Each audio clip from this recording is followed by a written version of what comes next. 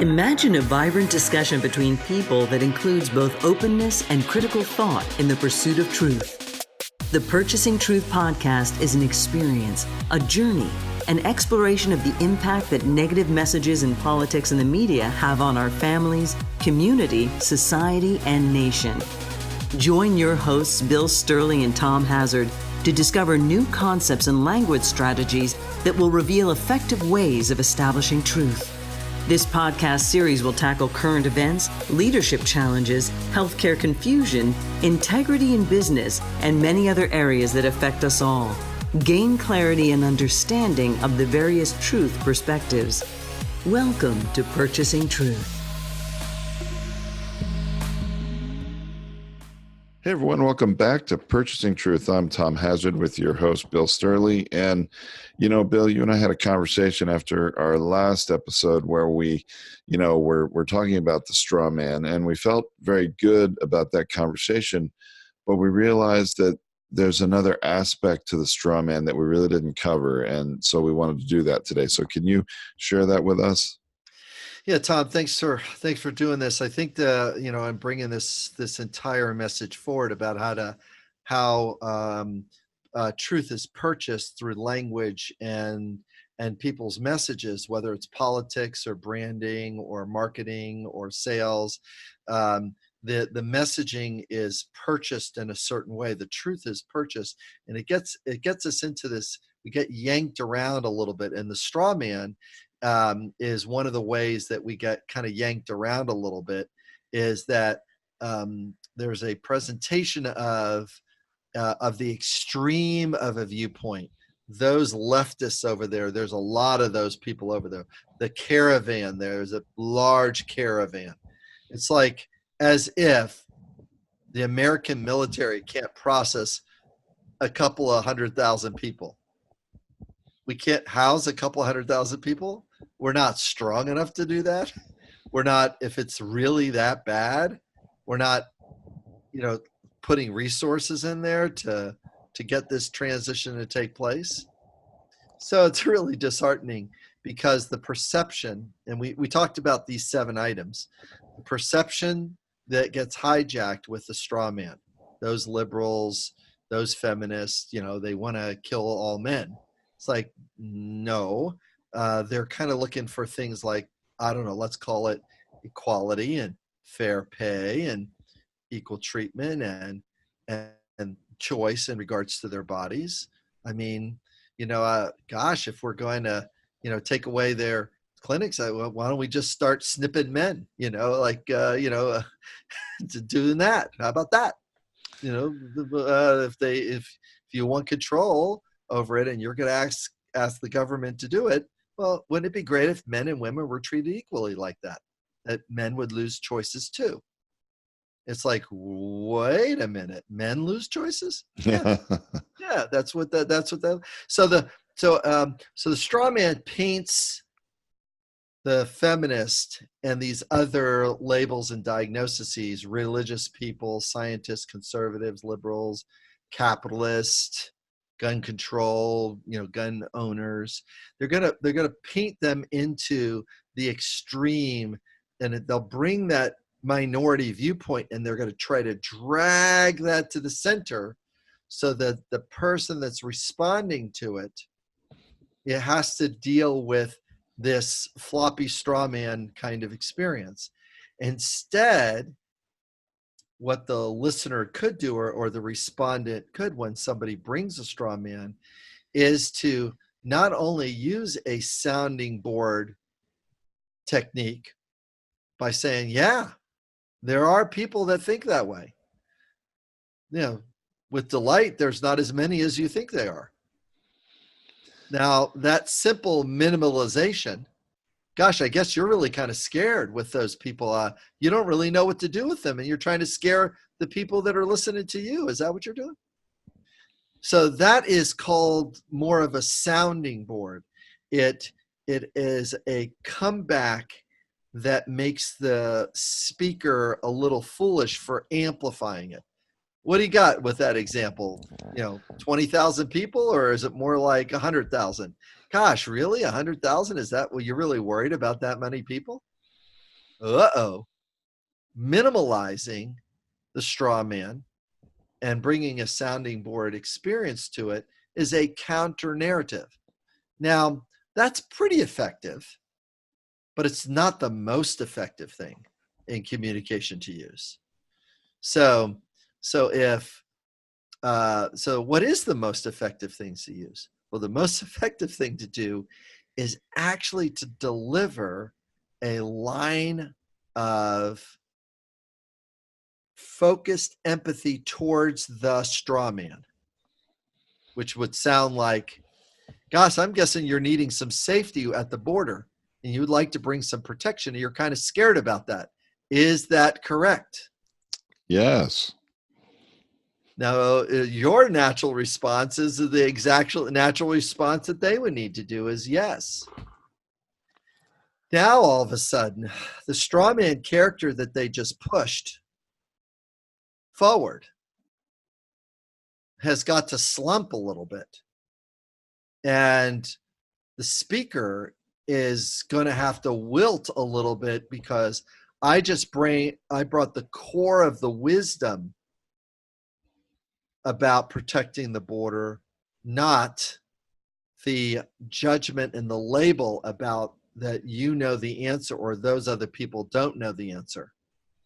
That's the difference. So if somebody says, okay, so say the word entitlement and watch what happens.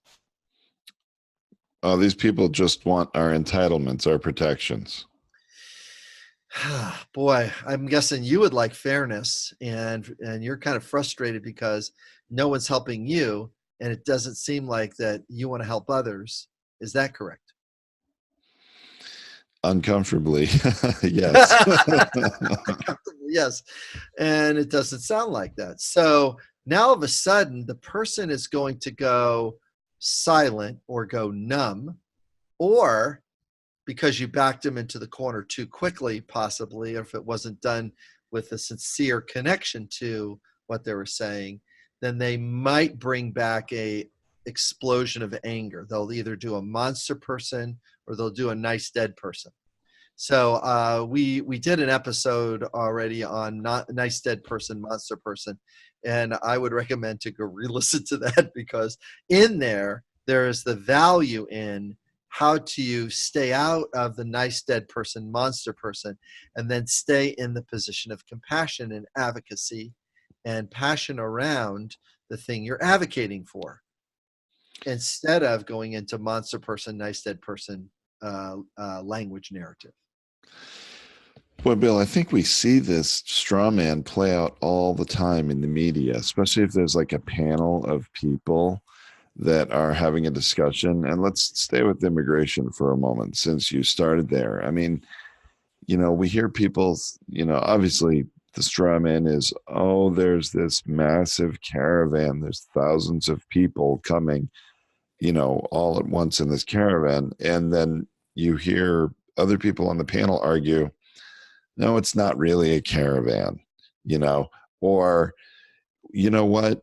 The United States years ago, we processed, many more immigrants at the border in a year than this. This isn't that bad. They go for the counter facts, really.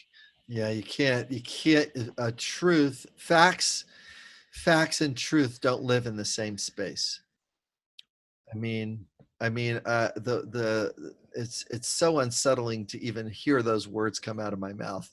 It's like facts and truth don't necessarily live in the same space, because as soon as you put one fact next to one opinion next to a fact, the opinion, when it has been dominated with perception and perspective, and that it has been amplified, by its proportionality, because that's the third word in the list, is once it gets that, the fact truth there dwarfs, because the proportionality has been, oh my gosh, this person's really upset about this. It must be a big thing. The fact is going like, well, no, it's not. Yeah. It's like the passionate, engaged brain hijacks other people's fight, flight, and freeze response to go like, oh my gosh, I'm with them.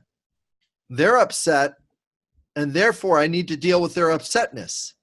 It's like, well, what happens if their saying is only this big? It's only this small. I'm holding up my fingers. It's that small. It's a tiny thing, just a tiny thing.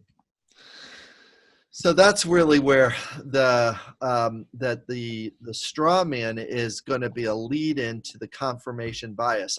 You're going to confirm the mindset that I already have in place, and that's really, really, really unsettling. That really. Unsettling is a good way to talk about it. I mean, there's really, I think for a lot of people, including me, this was a lesson for me and it was really like a cognitive dissonance. It didn't make sense to me. What do you mean truth has nothing to do with facts?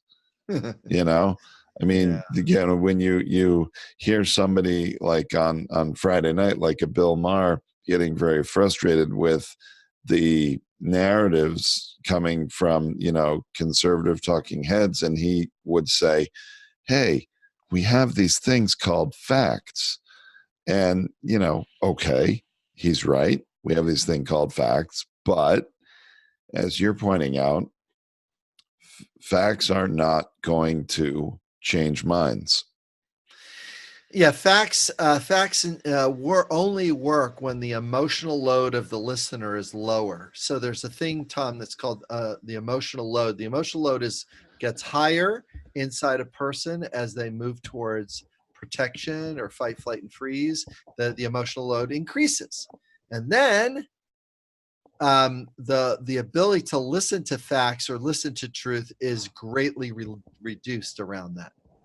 It's greatly reduced with that. So the fact being spoken into somebody that's upset just doesn't count. They actually need up to like 3 to 5 lines of empathy before you can get them to listen to a fact.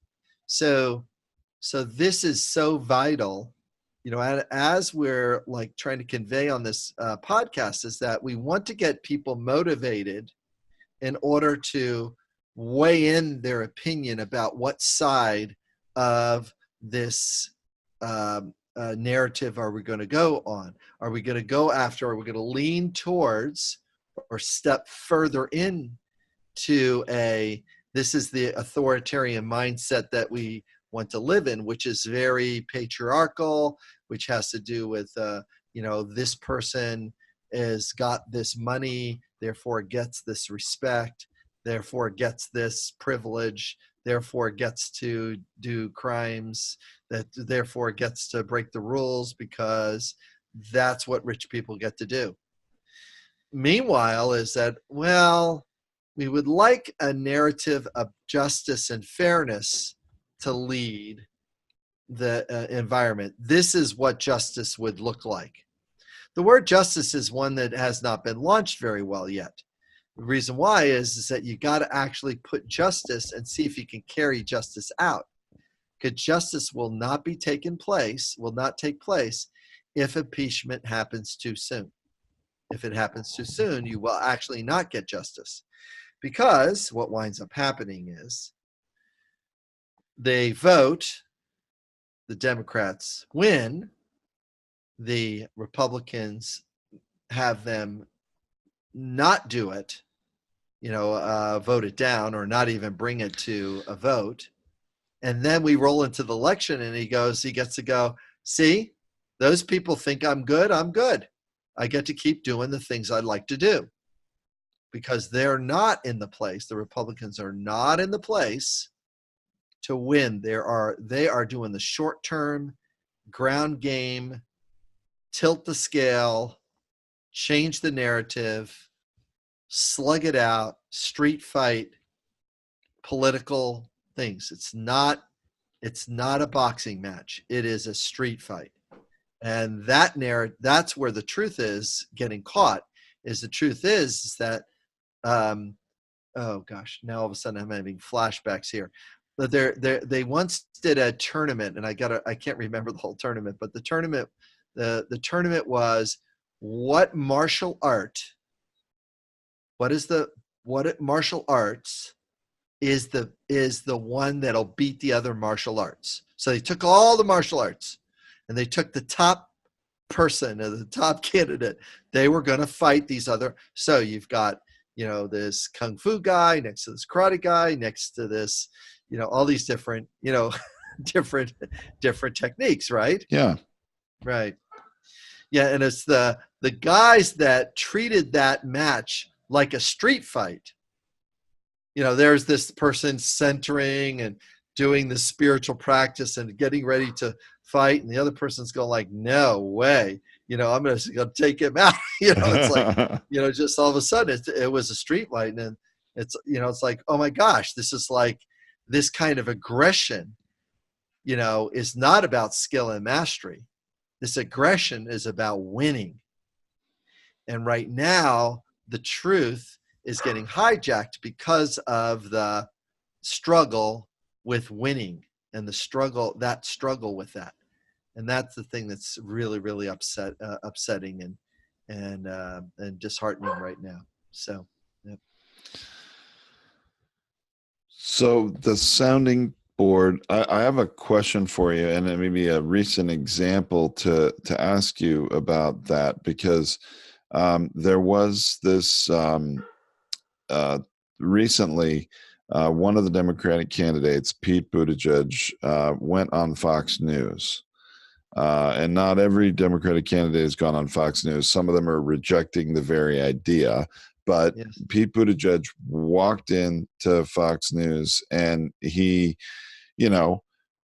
stepped into their space, seemed to offer empathy. But I think there was a point at which he used a Strawman argument in reverse. And I wonder if you would agree with that, where he was taking, something extreme that's been said on the conservative side and amplified that for them to talk really about their own media being, hijacking people's, truth. And where he talked about, when somebody like Laura Ingraham is talking about the detention centers at the border, like summer camps for children. And then He slowed down and he emphasized, he said, summer camps. And to me, that sort of quiet, slow, that's right, thoughtful focus of attention and turning it into a question like, do you all really believe these are summer camps, without saying that? Right. To me, is that a straw man argument? That's a sounding board. That's what I thought. That's a sub character of that. That's a sounding board. He makes the point that's purely, so that the author would have to agree. Is like, ooh, this is not a good thing. So it's a devastating comeback because there's a little bit of foolishness in it, and with that foolishness, there is a disconnection that takes place. Now, just to give you the point, they had to fight back. All of those characters, all the people that he picked on, they all picked on him back. They gave him exploding anger. They gave him bitterness. They even cut footage to show that to try to minimize his impact. They didn't re-air his standing ovation on their things. They go like, oh my gosh, how many of you do in private insurance? All these people had their hands off. How many would replace the private insurance that you've got with a public health? All of the people raising their hand. He's going like, I didn't know that this was going to take place. It's like, yeah, because it'll cost less, and it's too expensive. And we're getting hammered out here. It's like, yes, we would change that. We would change that because it's time to change it, and the ability for the Democrats to be on message collectively in the same direction instead of picking a lane is going to be much more effective for them rather than and then to pivot. One of the things that Barack Obama did very, very, very well when he got elected is he pivoted and then pivoted and then pivoted, and they were always behind him. Always, always.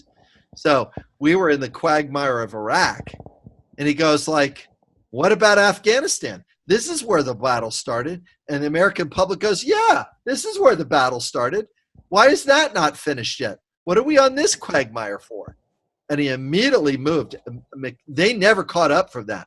McCain they never, ever caught back up.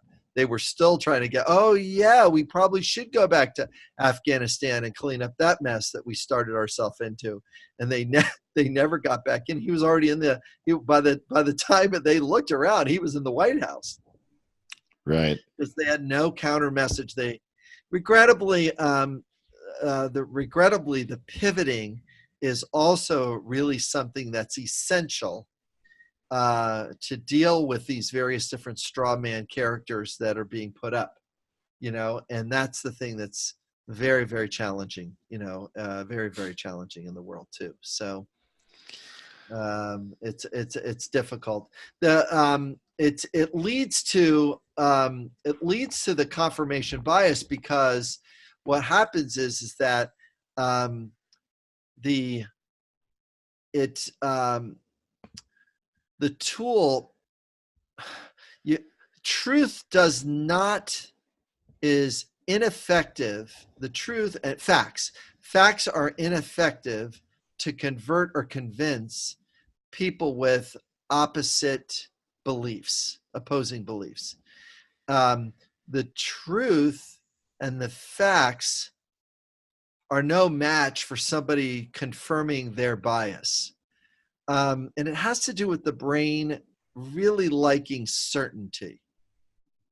Our brains really enjoy learning something once and then not relearning it, forming an opinion once and then not changing the opinion. It really likes doing that. The brain really likes it, because who wants to keep rethinking things all the time? The joke I usually say at this moment is, Tom, there's one course I cannot sell you on right now in this moment. And here's the course I cannot sell you on. Driver's ed. I cannot sell you on driver's education, because you already know how to drive, and you are not going to admit the terrible driver you are. Who wants to admit that they're a terrible driver? Tom is immediately saying, I'm not a terrible driver. Stop saying I'm a terrible driver. And the answer is, you're not a terrible driver. But because you actually think of yourself as a good driver, Tom, you actually drive better than probably you are.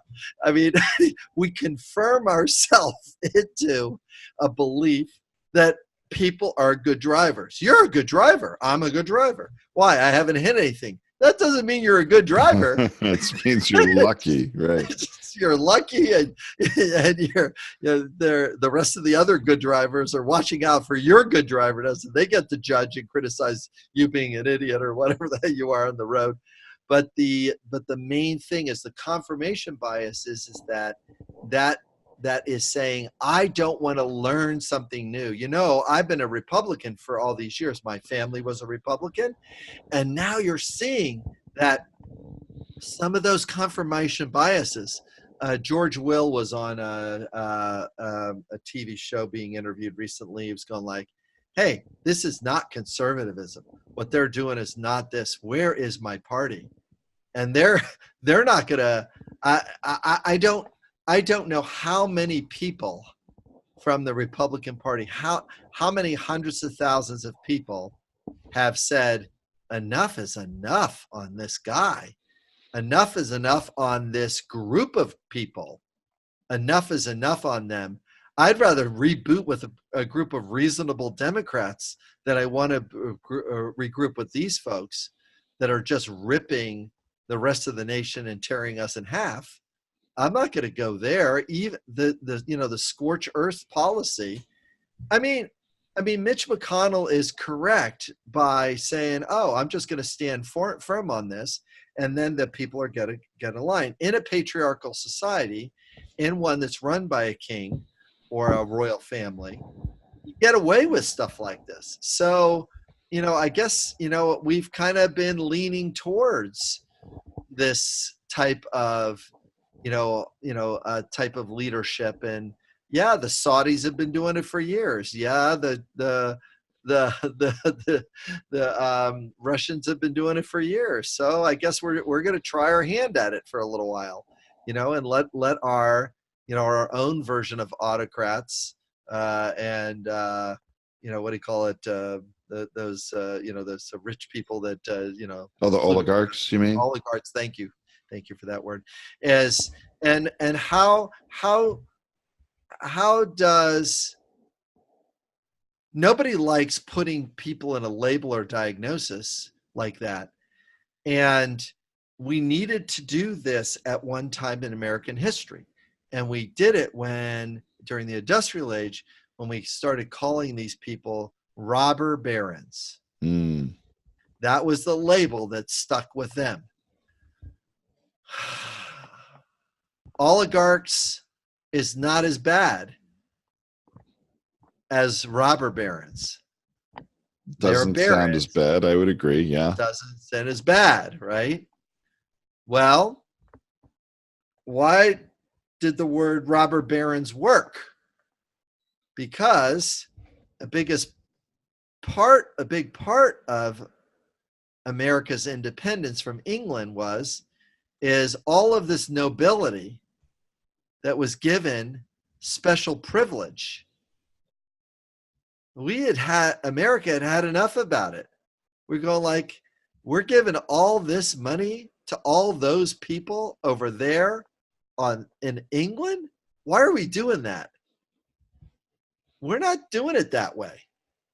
We're going to go this other way. The only challenge is that the way certain kinds of capitalism is run is it's run in a place to set up those people that know how to use the system and work the system, as well as sell, have great products, have good contracts, to sit on the top with extreme wealth. And, oh yeah, I made mine. Well, I want to keep mine. Now, a poor person doesn't want to really take away from somebody, but they also can't get out of the hole that they're in. And there's got to be some kind of bridge that's built between the haves and the have-nots, the 1% and the middle class. The middle class has got to be vibrant again. It's got to be vibrant. It's creating a vibrant, engaged, productive, fair middle class. I think I just created a message that Kamala Harris, Bernie Sanders, you can only talk about the evil 1% for so long. You've got to get the narrative to engage the rest of the voters, because there's plenty of voters that can vote for whatever tax increase you want to give to the wealthy. But they've got to come out and vote for that. Sure. And they've got to come out and engage that. And what I'd like to propose in this moment with you and I, Tom, is we've got to think about it that this is a marathon. This is not a sprint. There's a sprint quality to it, but the marathon is the justices of the courts have all got to be changed back. The fairness has got to be reinstated. We've kind of got to get back to where the need for choice is one that is not made by the government or not made by moralists. The need for choice has got to be an independent choice. Cannot be government gets to when it doesn't meet, the individual's needs, it's making the choice. You can't go there. So anyway, Bill, isn't there an aspect of the media in pursuit of ratings and advertising dollars that makes strawman arguments all the time? I mean, it sort of appears that way to me, where they're amplifying certain things. And the thing that shined a big light on this for me very recently, you've heard in the news about the congressman from Michigan, Justin Amash. He's Republican, who is the Yes. only one who's come out in favor of impeaching the president, right? And of Right. course, then you have the Republican establishment using strawman arguments to try to minimize him and his impact on them. That's one aspect, because they're saying, oh, well, he never really liked Trump anyway, as if, okay, Oh, maybe that's true, but as if not liking Trump is a reason that he would then somehow be biased against the president, and that he's not really truthful in his pursuit of justice for this president he believes should be impeached. But anyway, that's right. Right. that's a Well, whole. they made him an outlier. They called him independent. They called him, marginalized. And you know what? He stood in that town hall and he took it. He's going like, hey, you guys, stop it. Well, This is not about loyalty to that guy. This is about if I follow those rules, does this guy have to follow those rules? And everybody in this room has to follow those rules, because that's what criminality looks like. And I voted that way. I want impeachment now. I read the thing. My colleagues haven't read it. All they're doing is they're just supporting the guy so he doesn't Twitter them. Bring him on. Who is he? And he literally minimized the president's message, going like, oh, yeah? I got voted and my constituents like me. And you know what? They're going to like me even more after this. And you know what? There's a whole bunch of other people that are going to like me too. And I'm going to like me. That's the main thing. See, he's on a winning narrative right now. I saw that, but then the other thing that really was very illuminating to me was that after that town hall, and he was in Grand Rapids, Michigan, which, by the way, 25 years ago, I lived there in Grand Rapids, Michigan. That's where my first child was born, and it's an nice, ultra conservative part of Michigan and part of the country, and it was tough being there as me, because I'm not necessarily ultra conservative. But regardless, there were interviews with some of the audience members after, and there's this one woman that they were interviewing, the media was interviewing, and she said, what they're asking her reaction, and she's like, I had no idea there was anything negative about the president in the Mueller report. She said she had no idea. And she said, I watch the news. I mean, it's conservative news, but I watch the news.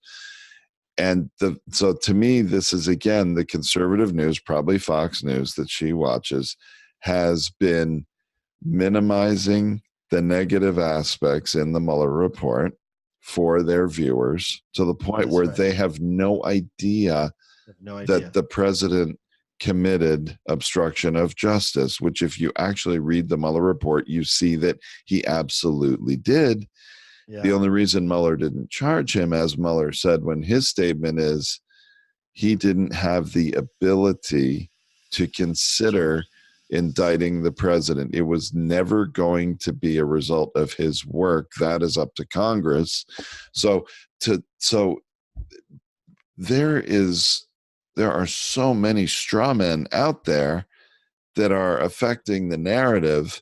And it's very interesting that you mentioned that Justin Amash is doing a very good job making his points in distancing himself from Trump, separating himself, and actually speaking truth that Trump should be impeached. We're going to have integrity and not just follow the guy because he is the president or the figurehead leader of the party.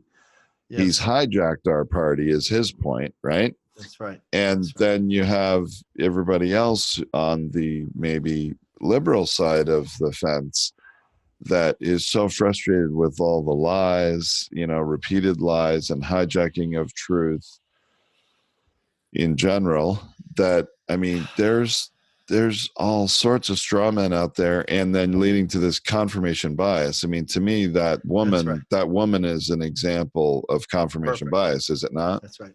Yeah, that's right. She's it's confirming her beliefs.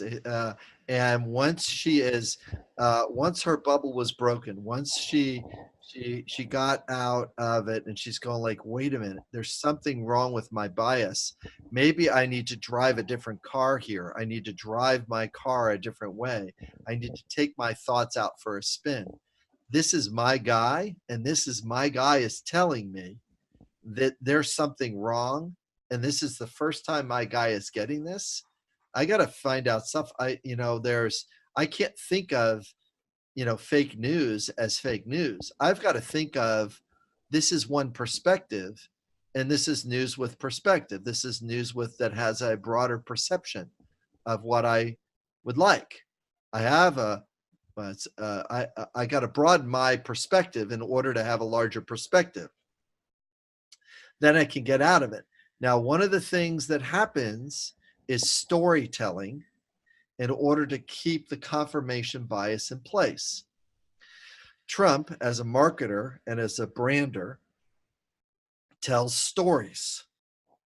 One of the famous stories that he has to say, we'll do a global sentence, is, most of you already know this. Some of you may not know this, and then tell a story. What he's literally doing here, and Bill Maher actually made this particular mistake one time. He goes, I can't believe that, when Trump says the sentence, most people don't know that, Lincoln was a Republican. I can't believe it. And Bill goes, yes, most people know that. What Bill doesn't understand is that Trump is getting the listener to say, I knew that. The listener's self-worth is going up. It's just like what you taught me when I'm speaking to a prospect in my sales process, to say something, reflect something back to the person, to get them to agree with you, to get them to say yes, either out loud or in their head. That's what you're saying that Trump does with this example. That's correct. The big difference is you have integrity, he doesn't. Well, okay.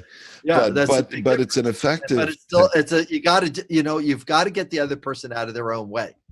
And the quickest way to get them out of their own way is to hook on to something they already know.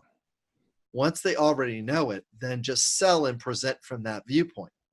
This is something that they already know. This is something where they've been. It's like, okay, I already know it. I've already been here.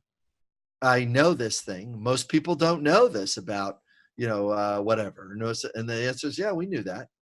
Yeah, I didn't know that. And I feel better because it's like, wait a minute, that's a trick. Wait a minute. Well, and it can be used for good to help people get out of their own way and do something that you're doing something in integrity by leading them that way, to get them to, get out of their own way and do something that's going to benefit them. Or you can use it for evil or your own selfish purposes and getting them to do something that you want them to do that's not in their best interest. Yeah, I could sell a university. I can sell all the different. I can sell an airline. I can sell this. I can sell steaks. Shall we go down his list of business failures? He's got a whole wreckage of them. Trump water, wasn't that another one? Like bottled water in the Trump name. Somehow that makes the water that comes out of the skies and out of our earth better. Wow, this is crazy. With these different additives that I've got this special, this is the best water ever. The storytelling allows the person, the listener, provides enough evidence for the listener to get further and further on the hook. They're swallowing the bait more. It's a fable. It's like an Aesop fable. It's like, oh my gosh, that is ringing true for me. It rings true, and it reinforces that bias. And when it reinforces the bias, because I know that thing, I know what that's about. And that's the thing that really makes a big difference. It really does. Because when we look at and have a deeper connection to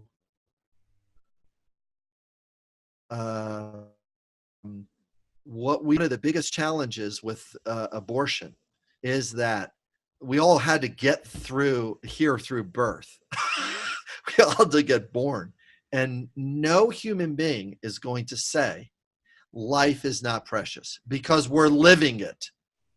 If a person's living it, they haven't all the way went down to depressed, helpless, hopeless. They haven't done those because they're experiencing the quality of life.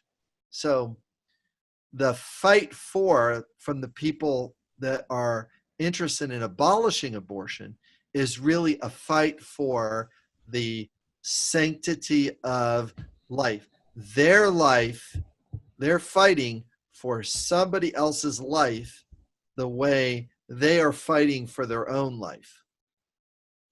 And they're committed to that magical experience called living. From a spiritual place, from an emotional place, it's the most magical thing, one woman would say. When my 3 children were born, it was the thing that has made my whole identity, and made me get how life was important.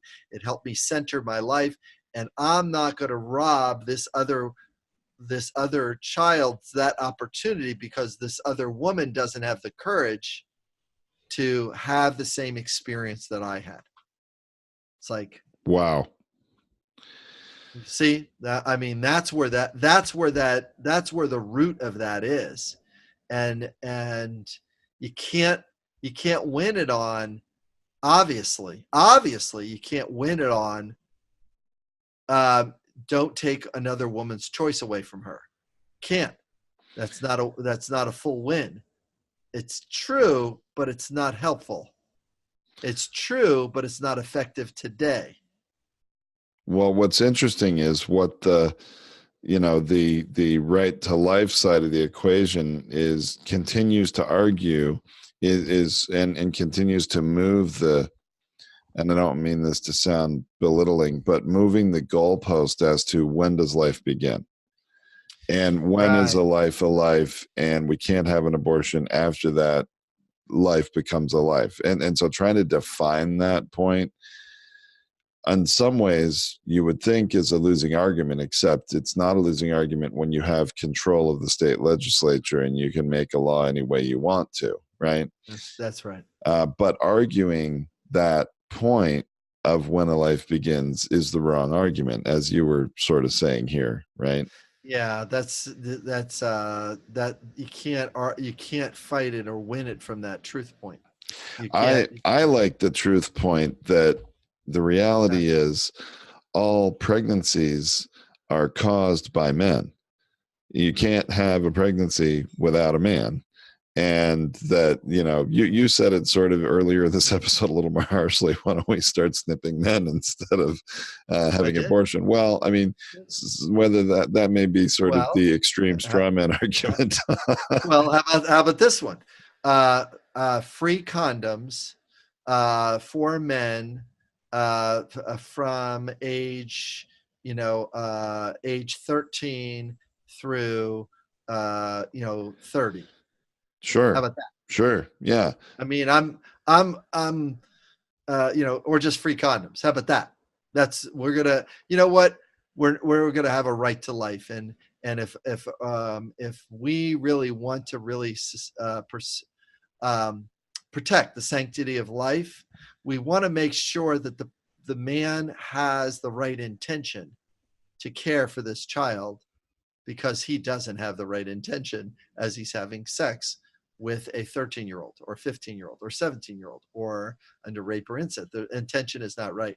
But if he is interested in meeting his need for pleasure at the expense of a woman, then at least we're going to give him a condom so that we don't have to go through this whole abortion thing. Wow. Wow. How do you like that argument?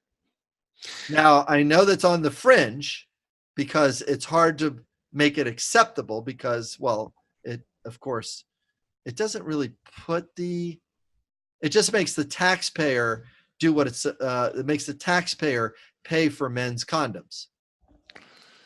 Which I'm sure there'll be another interesting argument against. Oh my gosh. Think about that. A religious person argue, oh my gosh, you're making sex permissible. We want the men to have integrity and strong motive and commit to a woman. But this won't make them do that. And the answer is, well, they're not doing it anyways. But let's go after the objective that you're interested in. I thought you were actually, see, I'm poking at their straw man, right? Which the woman has to take responsibility. But wait a minute, we're going to make her responsible for a child that he is. It's like we're gonna keep. Oh my gosh, it gets into a very unsettling place to say, well, if you're going to shut this clinic down, then we need to make a free tack on there. You tack on, we're going to tack on that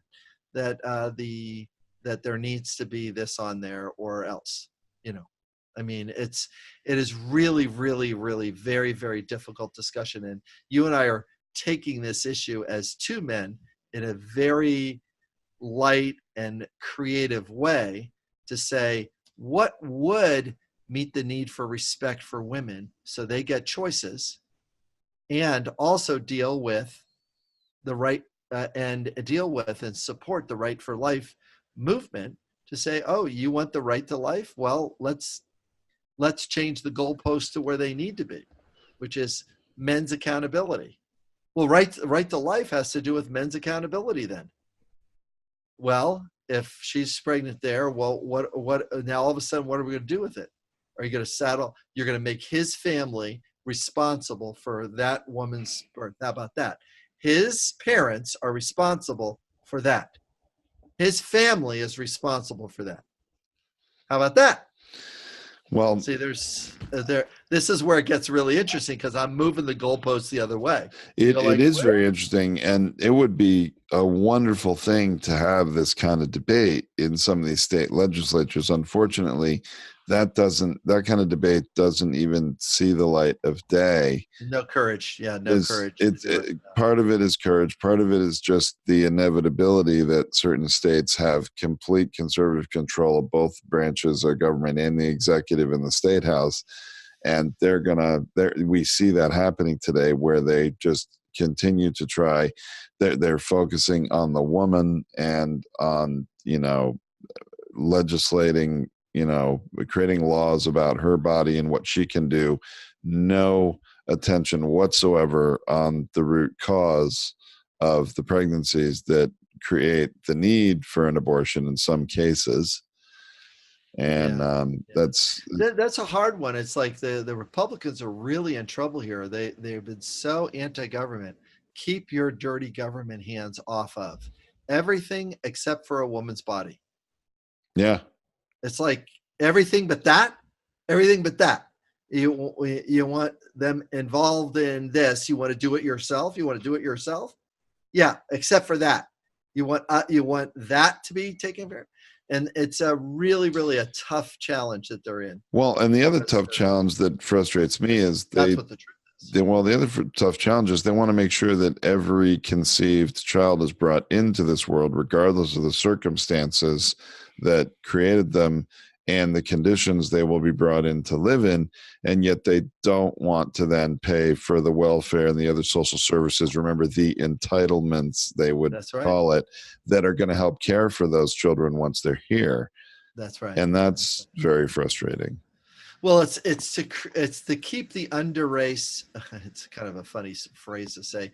It's to keep the low income people, because then they have to keep doing low income jobs.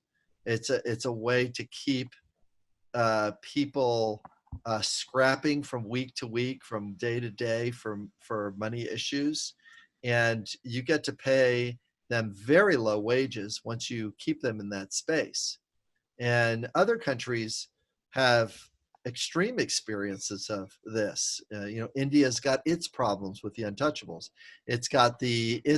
All the different countries have their individuals that have no other place to go other than the slave-like circumstances of capitalism, of production and stuff. So this brings us into a huge other set of issues. But I think the next time we get together, Tom, what we need to lean into is confirmation bias, how it gets wired into the brain, how it gets anchored in such a way that media, marketing, branding hijack it, and then get it to move it in a direction that it would like, in order to create extraordinary wealth for a few people. So I mean, that's really wow. I love it. I think that'll be a very engaging discussion, and I look forward to having that one. Yeah, it's the easiest way to purchase truth is to lean into somebody else's into somebody else's bias, confirm it several times, and then hijack their decision making so that they give you money. Wow. All right. So that's what we're up to next. Let's drop the mic there. That sounds awesome. I look forward to that discussion next time. Thank you so much, Bill. It's been fun, Tom. Thanks. Appreciate it.